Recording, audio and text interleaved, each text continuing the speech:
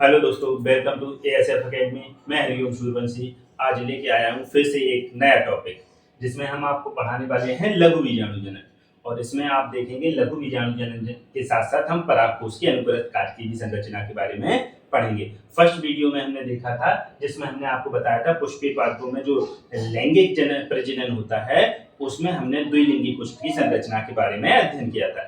इसमें हम देखेंगे लघु बीजाणु जनन होता क्या है और परागकोश की हमारी संरचना किस प्रकार होती है। अगर हम बेसिकली एक नॉर्मल सा डायग्राम देखें तो परागकोश हमारा किस प्रकार का होता है, हमारा पुंकेसर होता किस प्रकार से है, तो इस तरह की उसकी संरचना होती है। यह ऊपर जो खाली स्थान होता है उसे हम बोलते हैं परागकोश, जिसके अंदर हमारे क्या होते हैं, परागकण भरे होते हैं। जिस स्थान पर यह परागकोश जुड़ा होता है उसे हम बोलते हैं योजी, और जो लंबा डंठल जैसा भाग होता है इसे हम बोलते हैं कुतंतु।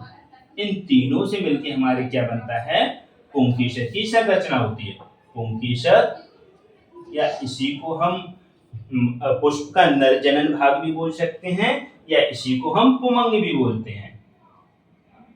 ठीक है, यह तीनों के तीनों नाम किसके हैं, इसी पुंकेसर या इसी के होते हैं। और यह होता क्या है, बेसिकली हमारा यह पुष्प का नर जनन भाग होता है। ठीक है, इसके बारे में आज हम डिटेल से पढ़ेंगे कि परागकोश के अंदर जैसे लघु बीजाणु जनन है तो आप लोग हेडिंग डालेंगे लघु बीजाणु जनन, और लघु बीजाणु जनन में हेडिंग डाल के अंदर लिखेंगे कि परागकोश के अंदर पराग कणों के बनने की प्रक्रिया को ही हम क्या बोलते हैं, लघु बीजाणु जनन कहते हैं। और यह प्रक्रिया किसमें होती है, यह प्रक्रिया सिर्फ हमारे आवृतबीजी पौधों में होती है।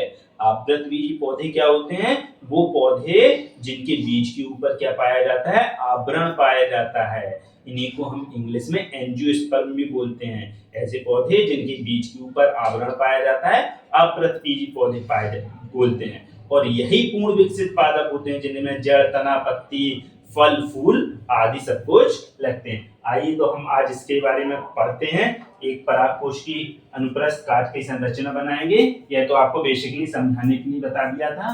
जो हमारी परागकोश की संरचना होती है तो इसमें होता क्या है, जो अगर हम एक नए पुष्प के परागकोश के संरचना के बारे में अध्ययन करें तो जब हम परागकोश को अनुप्रस्थ काट काटते हैं तो उसमें हमें पता चलता है यह 4 पालियों में बटा रहता है। द्विकोष्ठीय और 4 पालियों में क्या रहता है, विभक्त रहता है। मतलब इसमें कितने होंगे, 4 पालियां होंगी, सॉरी 2 पाली और 4 कोष्ठक होंगे। मतलब 4 जगह इसमें क्या होते हैं, हमारे लघु बीजाणु बनते हैं। सभी जगह बनाने की जरूरत नहीं है, हम डायग्राम बनाएंगे उसमें एक जगह कहीं पे क्या कर देंगे, मेंशन कर देंगे, उसी के जैसे हमारे चारों होते हैं। तो आइए हम संरचना बनाते हैं।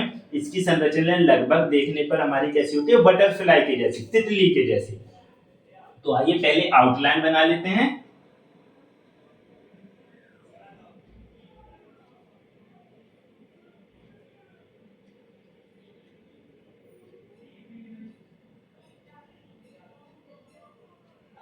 देखिए, कोई भी डायग्राम बनाने से पहले उसकी आउटलाइन हमें जरूर बना लेना चाहिए, जिससे बनाने पे हमारी गलती भी नहीं होती है और देखने में भी वो कैसा लगता है, अच्छा लगता है। देखिए लगभग बटरफ्लाई के जैसा शेप हो गया है। अब इसके ऊपर हम क्या कर लेंगे, लाइन कर लेंगे।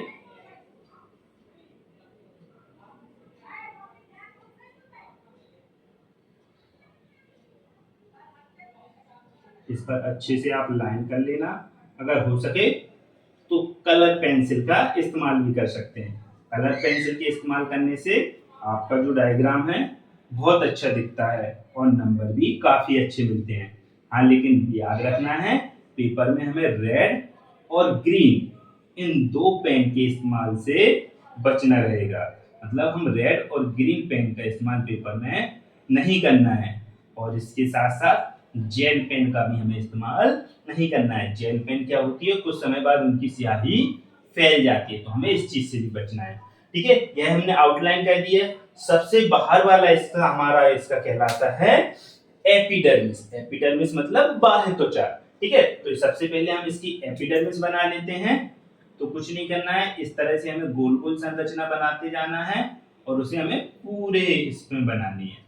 तो यह हमारी क्या हो जाएगी, एपिडर्मिस हो जाएगी।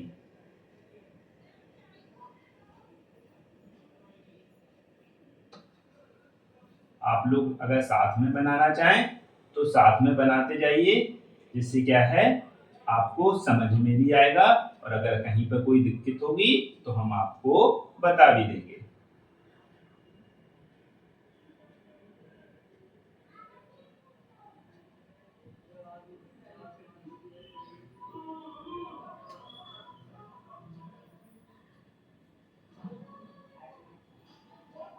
इतना हमारा कंप्लीट हो गया है। उसके बाद हम आगे देखते हैं। यह हमारा पहला स्तर हो गया, जिसे हम एपिडर्मिस या बाह्य त्वचा बोलते हैं। दूसरा स्तर हमारा होता है एंडोथीसियम, जिसे हम अंधा त्वचा भी बोलते हैं। चलिए उसका निर्माण करेंगे। यह हमारा थोड़ा इस तरह से बनेगा। इस तरह से आप लाइनें खींचिए।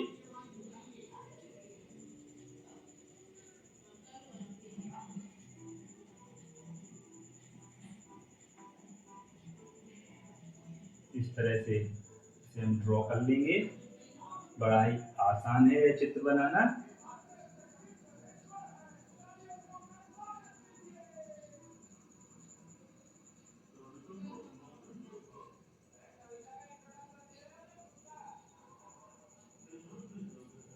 इसी तरह की संरचना हमें क्या करना है, इस पूरे डायग्राम में बनाना है। इसके बाद हम देखते हैं, जो वीडियो ज्यादा लंबी ना खिंच जाए, इस चक्कर में हम आपको सिर्फ एक जगह बता रहे हैं। बाकी चारों जगह आप चाहें तो इसे ऐसा ही बना सकते हैं। अगर पेपर में आप सिर्फ एक जगह भी बना के आएंगे तो भी आपका सही माना जाएगा। इसके बाद हमारी नेक्स्ट लेयर होती है, जैसे बाहर वाली हमारी बाह्य त्वचा हो गई, इसे हमने एपिडर्मिस बोल दिया। दूसरी त्वचा हमारी एंडोथीसियम हो जाएगी, मतलब दूसरी लेयर हमारी एंडोथीसियम हो जाएगी। थर्ड लेयर आती है हमारी टेपेटम, सॉरी थर्ड लेयर होती है हमारी मिडिल लेयर। ठीक है, मिडिल लेयर हमारी 2 से 3 स्तर मोटी होती है। तो आइए बनाते हैं मिडिल लेयर।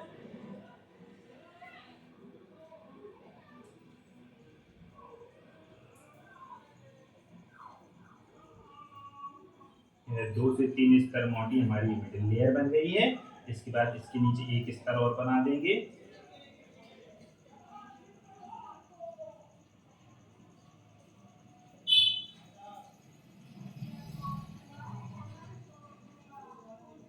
हमारी मिडिल लेयर बनके तैयार हो गई है। मिडिल लेयर के बाद अगला स्तर आता है हमारा टेपेटम। यह टेपेटम हमारा बहुत काम का चीज है। यह क्या कहता है, जब परागकोश हमारे परिपक्व होते हैं तो उस समय यह परागकोशों को क्या कहता है, पराग कणों को क्या कहता है, पोषण प्रदान करने का कार्य करता है।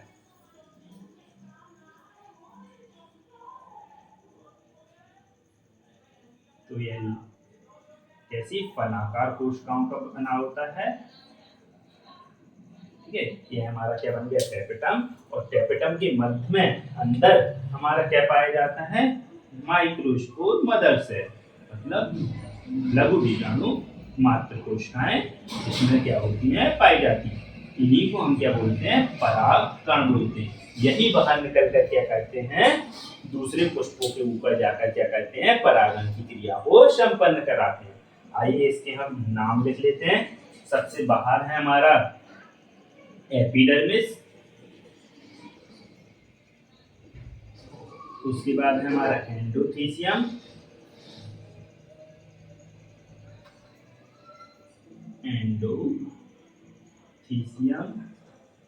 उसके बाद है हमारा मिडिल लेयर,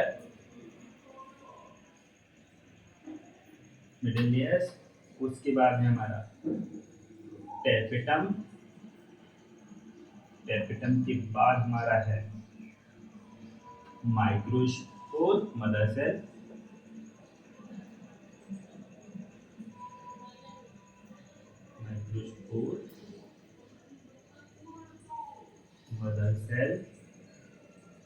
और इस संरचना को हम बोलते हैं स्टोमियम। इसे हम क्या बोलते हैं, स्टोमियम। आइए अब हम देखते हैं, अगर आपके पास पेपर में क्वेश्चन आए, लघु बीजाणु जनन किसे कहते हैं, एक परागकोश के अनुप्रस्थ काट का नामांकित चित्र बनाइए। तो आपको कुछ नहीं करना है, सबसे पहले हमें हेडिंग डालनी है लघु बीजाणु जनन, जिसमें हम लिखेंगे कि आवृत बीजी पुष्पों में क्या होता है, पौधों में क्या होता है, परागकोश के अंदर पराग कणों के निर्माण की प्रक्रिया को हम क्या बोलते हैं, लघु बीजाणु जनन कहते हैं। फिर से बताते हैं, लघु बीजाणु जनन में क्या लिखना है, पराग कोश के अंदर आवृतबीजी पौधों में पराग कोश के अंदर पराग कणों के निर्माण की प्रक्रिया को हम क्या बोलते हैं, लघु बीजाणु जनन कहते हैं। अब उसके बाद अगर हमें इसकी संरचना का सचित्र वर्णन करने के लिए आ जाए तो इसकी संरचना में हमें मुख्यतः निम्न भाग दिखाई देंगे। जब सबसे पहले एपिडर्मिस जिसे हम बाह्य त्वचा बोलते हैं, एंडोडर्मिस जिसे हम अंतः त्वचा बोलते हैं, मिडिल लेयर जिसे मध्य परत बोलते हैं, फिर है टेपिटम और उसके बाद होता है हमारा माइक्रोस्पोर मदर सेल या इसे हम बोलते हैं लघु बीजाणु मात्र कोशिका। ठीक है, तो हम सबसे पहले इनका हिंदी में नाम अगर आप चाहें तो हम यहाँ साइड में लिख देते हैं। जैसे हमारा सबसे पहले होते हैं बाह्य त्वचा जिसे बोलते हैं हम एपिडर्मिस,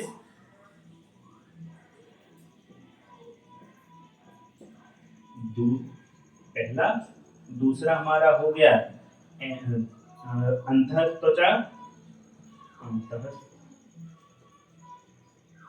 त्वचा, जिसे हम बोलते हैं एंडोथीसियम। यही एंडोथीसियम जो है ना वो अंदर की ओर सिकुड़कर हमारा क्या स्टोमियम का निर्माण करेंगे। आप देखेंगे इस हिस्से को हम क्या बोलते हैं, स्टोमियम। यह क्या होता है, जब हमारा परागकोश परिपक्व हो जाता है तो स्फुटन के समय जहां पर स्टोमियम का निर्माण होता है हमारे परागकोश वहीं से फटते हैं और परागकण क्या है बाहर निकल जाते हैं। उसके बाद तीसरा हमारा है मध्य परत जिसे हम बोलते हैं मिडिल लेयर।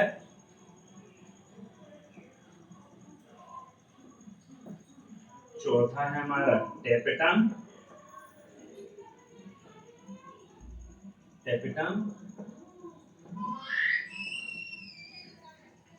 उसके बाद पांचवा है हमारा माइक्रोस्पोर मदर सेल या हम जिसे बोलेंगे लघु बीजाणु मात्र कोशिका। लघु बीजाणु मात्र कोशिका,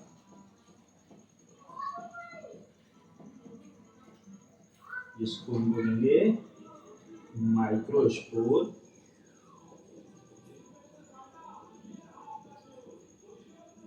mother cell. Microspore mother cell यह हमारा क्या है परागकोश का चित्र का नाम जरूर लिखना है नीचे हमें कि पराग कोश की अनुप्रस्थ काट। ठीक है, चलिए इसका वर्णन कैसे करना है उसके सबसे पहले हम लिखेंगे परागकोश के एक तरुण परागकोश के अनुप्रस्थ काट काटने पर हमें उसमें निम्न संरचनाएं दिखाई देती हैं। सबसे पहले बाह्य त्वचा, यह परागकोश के सबसे बाहर वाला आवरण होता है जो क्या है परिपक्व होने पर क्या हो जाता है सूख जाता है। उसके बाद हम लिखेंगे अंतःत्वचा, हेडिंग डालेंगे, इसमें लिखेंगे अंतःत्वचा क्या होती है, यह हमारे बाह्य त्वचा के नीचे पाया जाने वाला आवरण होता है जो क्या कैसा होता है लंबी लंबी कोशिकाओं का बना होता है और जिसमें हम देखेंगे कि यह जो एंडोथीसियम है कहीं कहीं पर अंदर की ओर सिकुड़कर स्टोमियम नामक संरचना का क्या करता है निर्माण करता है। जब हमारा परागकोश परिपक्व हो जाता है तो यह स्टोमियम नामक संरचना के स्थान से फटता है और परागकण क्या है बाहर निकल जाते हैं। उसके बाद हम बात करेंगे मध्य परत, तो यह हमारी परागकोश की तीसरे नंबर की क्या होती है परत होती है जिसके क्या होती है यह 2 से 3 स्तर कैसी होती है मोटी होती है। उसके बाद भी बात करेंगे हम टेपिटम, तो यह क्या होती है हमारे परागकोश के चतुर्थ नंबर की परत होती है, यह हमारी मिडिल लेयर या मध्य परत के बाद पाई जाने वाली परत होती है जो कैसी लंबी लंबी फनाकार कोशिकाओं की कैसी होती है बनी होती है और यह क्या करती है यह हमारे परागकणों को पोषण प्रदान करने का क्या करती है कार्य करती है। और अंदर हमारे क्या होते हैं लघु बीजाणु मात्र कोशिकाएं पाई जाती हैं जिनके अंदर हमारा क्या होता है लघु बीजाणु मात्र कोशिका के अंदर हमारे क्या बनते हैं लघु बीजाणु मतलब परागकण बनते हैं और यह इस प्रकार हमारा क्या है एक परिपक्व लघु बीजाणु जनन की प्रक्रिया हो जाएगी और एक परागकोश के अनुप्रस्थ काट की संरचना भी हो जाएगी। आप चाहें तो जैसे हमने इसमें बनाया है, आप इन तीनों में भी और ऐसा ही संरचना बना सकते हैं, वरना आप पेपर में इतना भी बना के आएंगे तो भी आपकी चलेगी। चलिए मिलते हैं नेक्स्ट वीडियो में। अगर आपको कुछ भी समझ में नहीं आया हो तो आप कमेंट करिए, हम आपको दोबारा समझा देंगे। ठीक है, मिलते हैं नेक्स्ट वीडियो में। धन्यवाद।